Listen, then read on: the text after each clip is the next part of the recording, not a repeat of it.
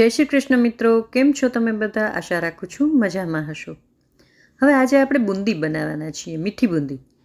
ઘણીવાર ઘણાની બુંદી સરસ નથી બનતી હોતી, તો સાવ સરળ રીતે આપણે બુંદી કેમ બનાવીને એ આજે જોઈશું. ચાસણીથી એકદમ રસભરી બુંદી બનશે. તો શરૂ કરીએ. એના માટે અહીંયા મેં એક પેન લઈ લીધું છે. આપણે ઘરમાં કોઈ કપનું મેઝરમેન્ટ નથી જોતું, પણ કરશું પરફેક્ટ માપથી. એટલે આ એક વાટકી બધાના ઘરમાં હોય જ. એક વાટકી મેં ખાંડ લઈ લીધી છે. એની સામે 1.5 વાટકી જેટલું હું પાણી નાખી દઈશ. માપથી બનાવીએ એટલે પરફેક્ટ જ બને. ઘણીવાર કપ છે ને એ બહુ રેરલી વપરાતા હોય, એટલે એ ક્યાંક ઊંચા ચડાવી દીધા હોય એટલે ન જલ્દી મળે, પણ વાટકી તો હાથ વાગી જ હોય. ખરું ને? હવે આમાં ફ્લેવર માટે 4 થી 5 એલચી થોડીક ભૂકો કરીને મેં આમાં નાખી દીધી છે. થોડુંક કેસર નાખી દેશું એટલે એનાથી ફ્લેવર અને કલર બેય સરસ આવશે. ચાસણીને આપણે કોઈ તારવાળી નથી કરવાની. તેલ અથવા તો મધ જેવી ચીકાશ આવે ને એમાં, એટલે આપણે ગેસને બંધ કરી દઈશું. નહીંતર જાડી થઈ જશે ને ચાસણી જો તમારી, તો બુંદી છે ને એ ચાસણીને પીશે નહીં. ઉકળે લગભગ 2 થી 3 ઉફાળા લઈએ ત્યાં સુધી આપણે ઉકાળવાની છે. પછી ગેસને બંધ કરીને એને ઠંડી થવા દેવાની, સાઈડમાં રાખી દઈશું. જ્યારે આપણે એમાં બુંદી ઉમેરીએ ત્યારે ચાસણી થોડી ગરમ હોવી જોઈએ. નાની નાની ટિપ્સ છે બધી, પણ બહુ ઉપયોગી છે. એટલે મારા વિડીયો પૂરા જોવા. જો તમે વિડીયો સ્કીપ કરીને જોશો ને તો મારી ટિપ્સ છે ને એ મિસ કરી દેશો. એટલે એ ન કરતા પૂરો જોજો ધ્યાનથી. હવે અહીંયા અડધો કપ મેં ચણાનો લોટ લઈ લીધો છે. ચણાનો લોટ મેં ચાળીને લીધો છે. થોડું પાણી ઉમેરતા જઈ અને એકદમ સરસ એને મિક્સ કરતા જશું. સરસ મજાનું બેટર બનાવવાનું છે. નહીં એકદમ પાતળું, નહીં ઘાટું. પાણી થોડું એટલે ઉમેરવાનું છે કે નહીંતર એમાં ગાંઠા પડી જશે. અને પાણીનું કોઈ માપ નથી. તમારા ચણાના લોટ કેટલો જૂનો નવો એના ઉપર ડિપેન્ડ કરે છે કે અંદર કેટલું પાણી સમાશે.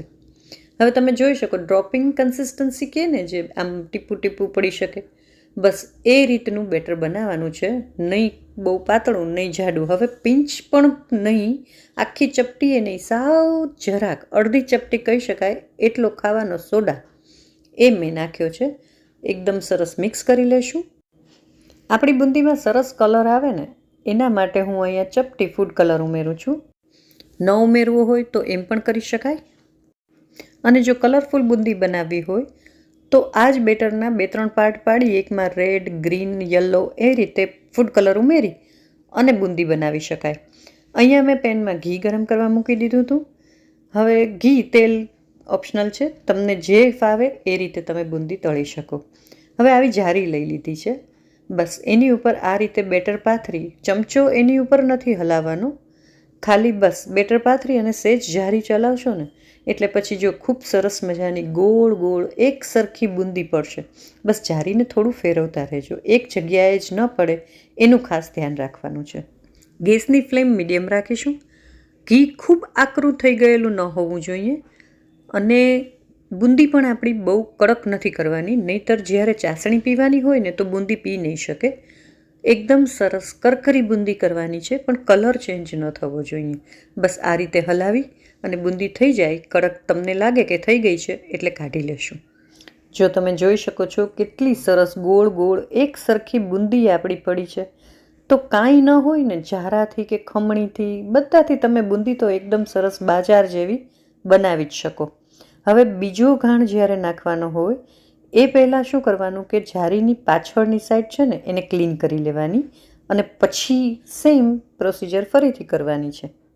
બસ આ જ રીતે હું બધું બેટરની બુંદી બનાવી લઈશ. બુંદી બની જાય ને કે તરત જ આપણે પછી ચાસણીમાં નાખવાની છે. ચાસણી ત્યાં સુધી થોડી વોર્મ હોવી જોઈએ, ઠંડી નહીં, નવશેકી પણ નહીં, નવશેકાથી પણ ગરમ થોડી. અને ઉકાળીને મૂકી હોય એવી તરત એ પણ નહીં, નહીંતર તમારી સોગી થઈ જશે અંદર જઈને બુંદીઓ. આ પણ એક નાની ટીપ જ છે, ધ્યાનમાં રાખવા જેવી છે. જુઓ આપણી બુંદી અહીંયા રેડી થઈ ગઈ છે. હવે અહીંયા ચાસણી લઈ લીધી છે, એમાં બધી બુંદી હું આમાં ઉમેરી દઈશ.